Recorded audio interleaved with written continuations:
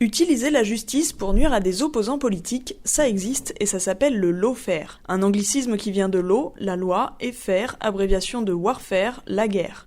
Littéralement donc, faire la guerre avec la loi. L'exemple le plus connu d'instrumentalisation politique du système judiciaire, c'est le cas de Lula da Silva. Ancien ouvrier, fondateur du Parti des travailleurs brésiliens et président du Brésil pendant 8 ans, il sort 40 millions de personnes de la pauvreté durant ses 2 mandats. Mais en avril 2018, alors qu'il est grand favori pour la prochaine élection présidentielle, un juge anticorruption, surnommé Monsieur Propre, le condamne à 12 ans de prison. La preuve de cette corruption pour le juge, un triplex avec vue sur mer que personne n'a jamais vu, ni ne sait où il se trouve. Très vague, mais suffisant pour qu'il soit déclaré inéligible en août 2018. Cette élection est donc remportée par Jair Bolsonaro, le candidat d'extrême droite qui, lorsqu'il arrive au pouvoir, nomme Sergio Moro, le juge qui a fait emprisonner Lula, ministre de la Justice. Sacrée coïncidence. Cette technique de harcèlement judiciaire, qui peut aller jusqu'à l'emprisonnement des personnes ciblées, est présente partout dans le monde.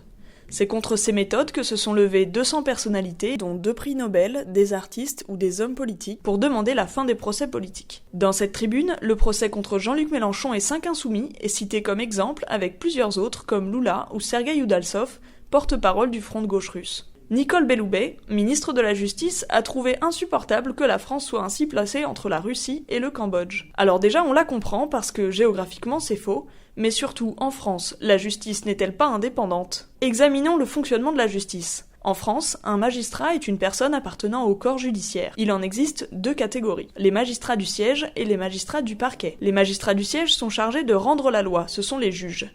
Ils ont quelques garanties dans leur statut pour permettre leur indépendance de toute pression hiérarchique. Les magistrats du parquet, eux, sont chargés de requérir les peines au nom de l'État et de la loi. Ce sont les procureurs.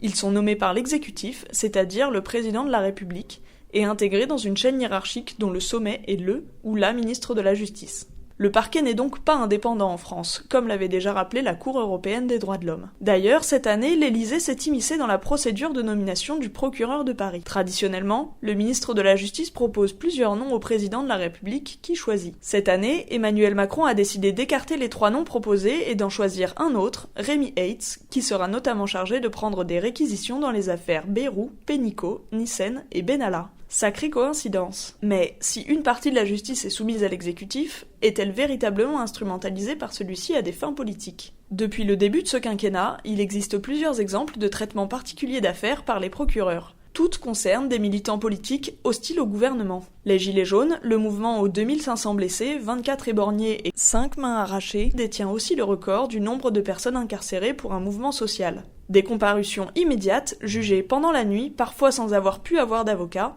des peines de prison ferme, près de 2000 interpellations effectuées lors d'un seul samedi, jusqu'à une note du procureur de Paris, Rémi Heitz, préconisant de lever les gardes à vue qu'après que les manifestations soient terminées, note dénoncée par le syndicat de la magistrature comme une atteinte à la liberté individuelle et un détournement de la garde à vue. Les militants écologistes sont aussi visés. À Bure, où des militants antinucléaires se mobilisent depuis plusieurs années contre l'enfouissement de déchets nucléaires dans le sol, en juin 2018, un avocat a été arrêté, placé en garde à vue, et son matériel professionnel ainsi que ses correspondances avec ses clients ont été saisis. D'autres militants ont été condamnés à verser 3 000 € de dommages et intérêts à l'Agence nationale pour la gestion des déchets radioactifs pour avoir détruit un mur que l'agence avait construit illégalement. Ou bien encore, un homme a été arrêté au volant de sa camionnette dans laquelle se trouvaient 2 opinels, un câble électrique et une pelle à tarte. Le procureur a requis 2 mois de prison avec sursis pour transport d'armes. Plus récemment, ce sont les décrocheurs de portraits de Macron qui font face à une justice hors norme. Pour 128 portraits décrochés, il y a eu 93 gardes à vue,